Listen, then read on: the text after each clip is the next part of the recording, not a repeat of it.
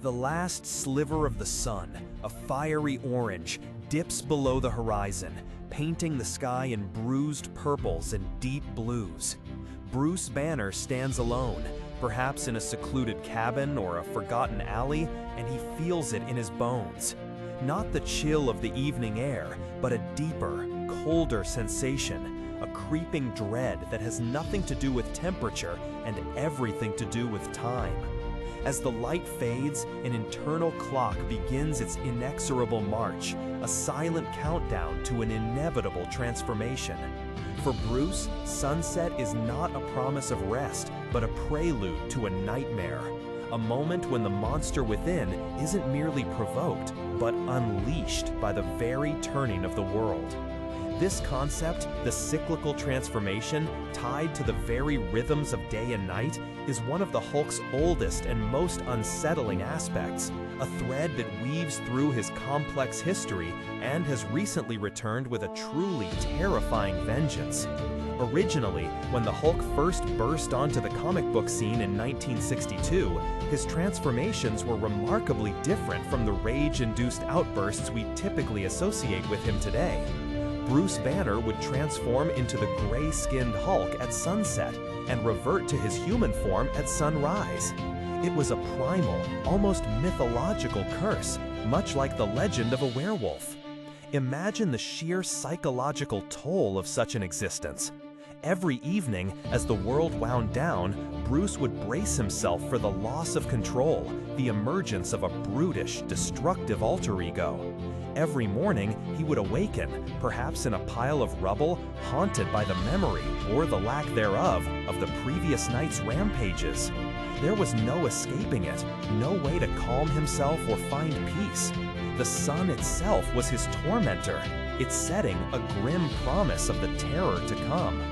This initial iteration highlighted the Hulk not just as a monster born of science, but as a being trapped in an ancient, inescapable horror. This concept, however, was eventually changed, shifting to the more familiar trigger of adrenaline and unchecked rage, making his transformations unpredictable and often a tragic accident of circumstance. For decades, that was the prevailing understanding of the Hulk, a manifestation of uncontrolled anger. But then came Immortal Hulk, a series that brilliantly delved into the darker, more metaphysical aspects of Bruce Banner's psyche and his monstrous counterpart. This critically acclaimed run brought back the chilling concept of cyclical transformations, but with a nuanced, far more terrifying twist.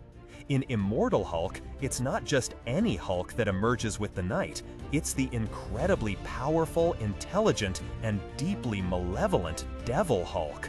The Devil Hulk is a persona that had been hinted at before, a darker, more cunning entity within Bruce, representing his buried trauma and repressed rage. In Immortal Hulk, this entity is truly unleashed, but only under very specific, dread-inducing conditions. The primary trigger for the Devil Hulk's manifestation is the setting of the sun. As night falls, the Devil Hulk arises, often when Bruce is at his most vulnerable, sometimes even after Bruce has been violently killed. Because of the Hulk's extraordinary regenerative abilities, death is merely a temporary state for Bruce Banner, a doorway through which the Devil Hulk can emerge, revitalized and ready to claim the night. This cyclical nature adds an extraordinary layer of horror to the character. It's not simply that Bruce turns into a monster, it's that a specific, highly intelligent, and often vengeful monster is waiting for its time. Bruce Banner can fight his rage, he can try to find peace, but he cannot stop the sun from setting. He cannot escape the inevitable, creeping darkness that heralds the arrival of this powerful, ancient aspect of himself. The transformation becomes less about an accidental outburst and more about a preordained, inescapable curse. The setting of the sun transforms from a peaceful daily event into a moment of profound dread, a signal that his consciousness will be subsumed by something ancient and terrible. This concept transforms the Hulk's existence into a gothic horror story, where the protagonist is haunted not by a ghost, but by an inescapable part of himself that patiently waits for the world to dim. This isn't the Hulk who smashes indiscriminately. This is a thinking, articulate entity, capable of strategic thought and chilling pronouncements, making its emergence all the more unsettling. The cyclical nature underscores a fundamental truth about the Hulk. He is not just a scientific accident, but something more primal, more deeply rooted in the very fabric of existence, a force that cannot be reasoned with or truly contained by the conscious mind. This return to the original concept, filtered through a modern horror-infused lens, profoundly deepened the character of the Hulk. It reminds us that some monsters aren't born of sudden accidents, but are ancient, patient, and tied to the very pulse of the world. It's a chilling thought that for Bruce Banner, the end of each day isn't a chance for rest, but merely the shifting of a terrible, inevitable guard. So, the next time you see the sun dipping below the horizon, painting the sky in those beautiful, bruised hues, perhaps you'll remember Bruce Banner, standing there, feeling the dread creep into his bones, knowing that for him, sunset unleashes not peace, but the devil. What are your thoughts on this ancient primal fear embodied by the Hulk?